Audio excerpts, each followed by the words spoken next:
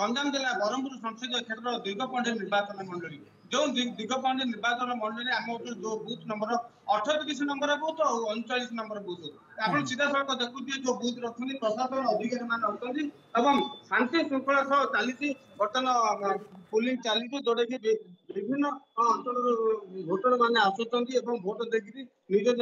निज नेता आम जो कहला ब्रह्मपुर संसदीय दिगपंडी निर्वाचन मंडली रही दिगपंडी निर्वाचन मंडली बर्तमान आरंभ हो विभिन्न बूथ शांति श्रृंखला भोट सीधा प्रशासन अधिकारी निज निजर कार्य भोटर मान भोट दौरान तेज आम विभिन्न बूथ मत आरंभ हो बर्तमान 6 बूथ जोटा कि 38 और 39 नंबर बूथ 6 बूथ विभिन्न भोटर मान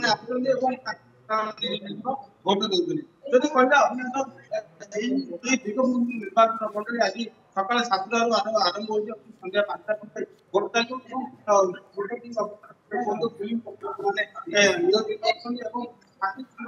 प्रशासन अधिकारी व्यवस्था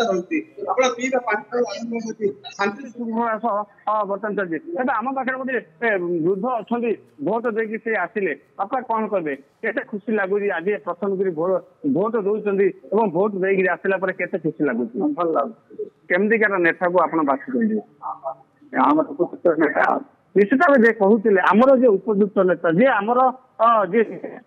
दिगपंथ जे विकास कर नेता को बाछी अविनाश निहाती भाव में बहुत बहुत धन्यवाद नरेंद्र थे आप सुनते